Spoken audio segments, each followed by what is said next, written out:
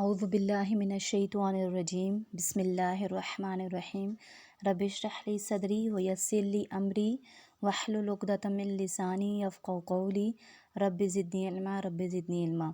آج کا جو ہمارا لیکچر ہے وہ اسلامیات کے MCQs کے متعلق ہے، تو پڑھنا شروع کرتے ہیں۔ پچھلی ویڈیو کے اندر جو ہمارا لاسٹ کوسچن تھا وہ سلسلہ مواخات کے بارے میں تھا کہ مواخات کس کو کہتے ہیں، تو اس کی تعریف ہم نے پڑھی تھی کہ مواخات جو ہے وہ انصار اور مہاجرین کے درمیان جو رشتہ قائم ہوا تھا بھائی چارے کا، اس کو مواخات کہتے ہیں۔ تو آج کی ویڈیو کے اندر جو ہمارا پہلا سوال ہے وہ ہے سلسلہ مواخات قائم کہاں ہوا تھا، ٹھیک ہے، شروع کہاں ہوا تھا؟ تو اس کا آنسر ہے حضرت انس بن مالک رضی اللہ تعالیٰ عنہ کے مکان پر یہ رشتہ مواخات کا سلسلہ جو ہے وہ قائم ہوا تھا۔ اگلا سوال ہے اس وقت انس بن مالک رضی اللہ تعالیٰ عنہ کے گھر پر کتنے آدمی جمع تھے؟ تو اس کا آنسر ہے 90 آدمی جمع تھے۔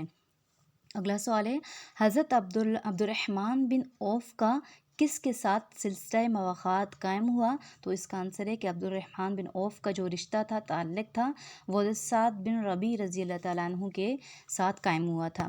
اگلا سوال ہے مدینہ آنے پر حضور کریم صلی اللہ علیہ وآلہ وسلم نے مدینہ اور اس کے اطراف میں امن قائم کرنے کے لیے ایک دستور مقرر فرمایا تھا، یہ دستور کس نام سے یاد کیا جاتا ہے؟ تو اس کا آنسر ہے میثاق مدینہ، ٹھیک ہے، جو عہد نامہ لکھا تھا، جو دستور لکھا تھا، تو اس کو کہتے ہیں میثاق مدینہ۔ اگلا سوال ہے میثاق مدینہ کب طے پایا؟ تو اس کی جو ڈیٹ ہے وہ ہے سن 623 کے اندر یہ طے پایا تھا، ٹھیک ہے۔ یہ یاد رکھنے والے آنسر ہیں کہ یہ پبلک سروس کے اندر NTS کے اندر بھی آپ کو کام آتے ہیں، تو اس لیے یہ ڈیٹیں جو ہیں وہ ذرا یاد رکھنی پڑتی ہیں، انسان کو بھول جاتی ہیں، ٹھیک ہے۔ تو میثاق جو مدینہ ہے وہ سن 623 میں قائم ہوا تھا۔ میثاق مدینہ طے ہو جانے سے مدینہ اور اس کے اطراف ایک وفاقی حکومت بن گئی جس کا دارالخلافہ مدینہ تھا۔ اس کے سربراہ کون تھے؟ یعنی مدینہ کے اندر ایک حکومت قائم ہوگی تو اس کے سربراہ کون تھے، اس کے صدر کون تھے؟ تو وہ تھے حضور کریم صلی اللہ علیہ وآلہ وسلم۔ اگلا سوال ہے دنیا کا پہلا تحریری آئین کس معاہدے کو کہا جاتا ہے؟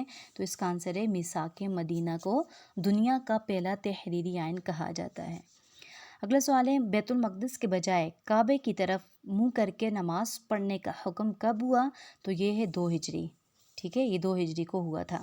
حضور کریم صلی اللہ علیہ وسلم مدینہ منورہ آنے کے بعد پہلی بار کب عمرے کے لیے روانہ ہوئے؟ تو اس کا آنسر ہے 6 ہجری کو آپ عمرے کے لیے روانہ ہوئے تھے۔ عمرے کے لیے روانہ ہوتے وقت آپ صلی اللہ علیہ وسلم کے ساتھ کتنے صحابہ کرام موجود تھے؟ تو اس کا آنسر ہے 1400 صحابہ کرام آپ کے ساتھ موجود تھے۔ اگلا سوال ہے ہمارا اس موقع پر حضور کریم صلی اللہ علیہ وسلم کے ہمراہ ازواج محترات میں سے کون تھی؟ یعنی اس سفر میں جب آپ عمرے کے لیے گئے تو کون آپ کے ساتھ تھی؟ تو اس کا آنسر ہے حضرت ام سلمہ رضی اللہ عنہما آپ کے ساتھ تھی۔ اگلا سوال ہے حدیبیہ کے مقام پر آپ صلی اللہ علیہ وسلم نے قریش کے ارادوں کو جاننے کے لیے کس صحابی کو بھیجا تھا؟ تو اس کا آنسر ہے عثمان غنی رضی اللہ عنہ کو آپ نے بھیجا تھا جب آپ عمرے کے لیے گئے تھے، ٹھیک ہے۔ تو حدیبیہ کے مقام پر آپ نے بھیجا تھا تو عثمان غنی کو کہ جا کے دیکھیں کہ قریش کے کیا ارادے ہیں، ہمارا ارادہ تو صرف عمرہ ہے نا، لیکن ان کے کیا ارادے ہیں، تو اس کے لیے آپ نے تو عثمان غنی کو بھیجا تھا خبر لانے کے لیے۔ اگلا سوال ہے عثمان غنی رضی اللہ تعالیٰ عنہ کے بارے میں کیا افواہ پھیل گئی؟ تو کیا ہو گیا، یعنی ان کے بارے میں کیا مشہور ہو گیا تھا؟ اس کا آنسر ہے کہ یہ مشہور ہوا تھا کہ قریش نے آپ کو شہید کر دیا ہے، ٹھیک ہے، یہ خبر پھیل گئی، اور یہ خبر جو تھی وہ سچی نہیں تھی، جھوٹی خبر تھی۔ اگلا سوال ہے اس موقع پر آپ صلی اللہ علیہ وسلم نے کیا فیصلہ کیا؟ پھر آپ نے یہ فیصلہ کیا کہ عثمان کا بدلہ لیا جائے گا، یعنی ان کا بدلہ لیے بغیر یہاں سے کبھی بھی نہیں جائیں گے، اور صحابہ کرام نے بھی یہی بولا تھا۔ اس موقع پر حضور کریم صلی اللہ علیہ وسلم نے مسلمانوں سے بیعت لی، یہ بیعت کس نام سے یاد کی جاتی ہے، کس نام سے مشہور ہے؟ تو جب آپ نے عثمان کے خون کا بدلہ لینے کے لیے بیعت لی تھی تو اس کا آنسر ہے اس کو بیعت رضوان کہا جاتا ہے۔ اگلا سوال ہے بیعت رضوان کے موقع پر حضور کریم صلی اللہ علیہ وسلم نے کس صحابی کو حکم دیا کہ وہ لوگوں کو بیعت کے لیے بلائیں؟ تو اس وقت کس نے وہ بیعت کے لوگوں کو بلایا؟ تو عمر فاروق رضی اللہ عنہ نے بلایا تھا۔ اگلا سوال ہے معاہدہ حدیبیہ کی شرائط لکھنے کے لیے آپ صلی اللہ علیہ وسلم نے کس صحابی کو مقرر کیا؟ تو اس کا آنسر ہے حضرت علی رضی اللہ تعالیٰ عنہ کو مقرر کیا تھا۔ اگلا سوال ہے حدیبیہ میں آپ صلی اللہ علیہ وسلم نے کتنے دن قیام فرمایا؟ تو اس کا آنسر ہے 22 دن آپ نے حدیبیہ کے مقام پر क़याम फरमाया था। अगला सवाल है, आप सल्लल्लाहु अलैहि वसल्लम उम्रतुल क़ज़ा के लिए कब रवाना हुए, यानी दोबारा उम्रा जब आप करने के लिए गए तो वो हम उस वक्त क्या डेट थी, तो उसका आंसर है 7 हिजरी। आप सल्लल्लाहु अलैहि वसल्लम ने सलातीन को तबलीगी ख़तूत कब लिखे थे, तो इसका आंसर है 7 हिजरी को आपने जो उस वक्त के हुक्मरान थे, बादशाह थे मुख्तलिफ़ ममालिक के, उनकी तरफ ख़तूत लिखे थे, तो वो डेट थी 7 हिजरी।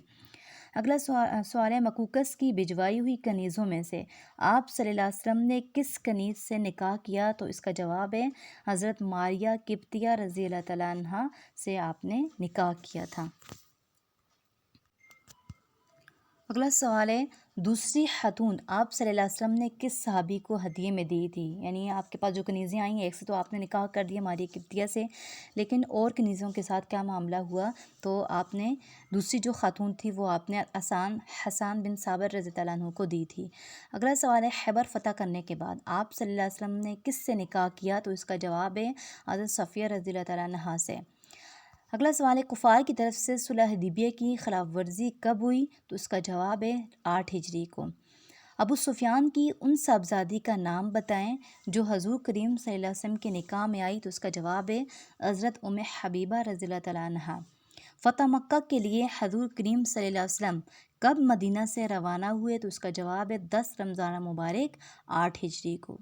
फ़तह मक्का के मौका पर आप सल्लल्लाहु अलैहि वसल्लम के साथ कितने सहाबा कराम थे, तो इसका आंसर है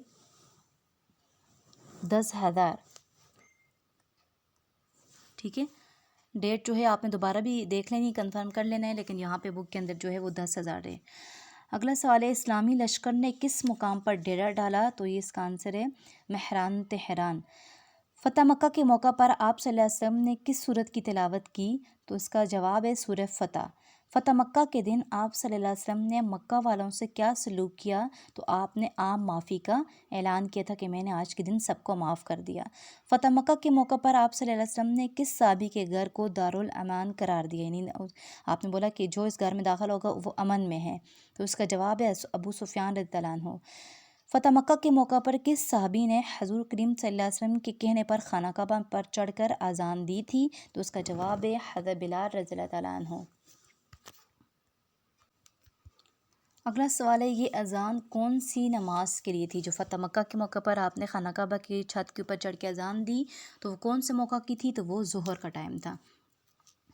अगला सवाल है, खाना काबा की चाबियाँ हज़ूर करीम सल्लल्लाहु अलैहि वसल्लम ने किस सहाबी को दी,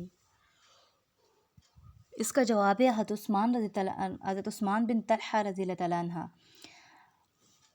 अगला सवाल है, फ़तह मक्का के वक्त खाना काबा में कितने बुत नस्ब थे, तो इसका जवाब है 360। अगला सवाल है, ऊंचाई वाले बुतों को तोड़ने के लिए आप सल्लल्लाहु अलैहि वसल्लम ने कौन से सहाबी को अपने कंधा मुबारक पर चढ़ाया था, तो उसका जवाब है हज़रत अली रज़ियल्लाहु तआला अन्हु को। अगला सवाल है, फ़तह मक्का के वक्त खाना काबा में तस्वीरों को किस सहाबी ने मिटाया था, तो उसका जवाब है उमर फ़ारूक रज़ियल्लाहु तआला अन्हु।